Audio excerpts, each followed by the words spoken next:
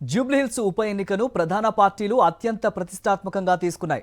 600 గెలిచి తీరాలని అన్ని పార్టీలు వ్యూహరచన చేస్తున్నాయి. బైపోల్లో విజయం సాధిస్తామన్న ధీమాతో ఉన్న గులాబీ పార్టీకి కొన్ని గుర్తులు గుబులు పుట్టిస్తున్నాయి. ఓట్లను చీల్చి ప్రత్యర్థికి ఎక్కడ మేలు చేస్తాయోనన్న కలవరం కారు పార్టీలో మొదలైంది. ఇంతకీ ఆ రెండు గుర్తులేవి? కారు స్పీడుకు ఆ గుర్తులు ఎలా బ్రేకులు వేస్తాయి? చూద్దాం.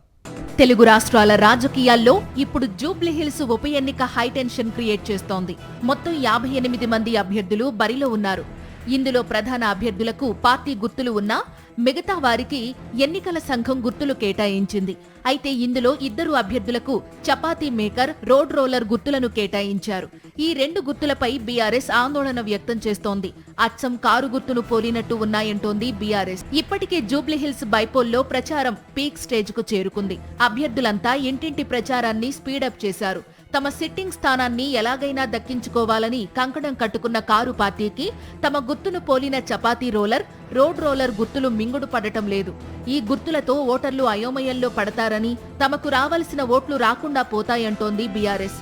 ఈ 2 గుర్తులే కాదు, soap box, tractor, auto rickshaw, TV, కుట్టు మిషన్, షిప్, డోలీ, కెమెరాతో పాటు కారు గుర్తును పోలిన మరికొన్ని గుర్తులను రద్దు చేయాలని బీఆర్ఎస్ నేతలు కేంద్ర ఎన్నికల సంఘానికి అనేకసార్లు విజ్ఞప్తి చేశారు.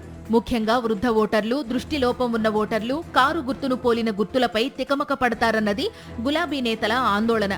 గత ఎన్నికల్లో ఇలాంటి గుర్తులతో బీఆర్ఎస్ కు నష్టం వాటిల్లింది కూడా. ఈ క్రమంలో జూబ్లీహిల్స్ ఉప ఎన్నికలో తాజాగా ఈసీ కేటాయించిన గుర్తుల్లో road roller, chapati maker, camera వంటి సింబల్స్ తో తమకు నష్టం జరుగుతుందంటున్నారు బీఆర్ఎస్ నేతలు. సాధారణంగా ఒక ఈవీఎంపై నోటాతో సహా 16 పేర్లుంటాయి.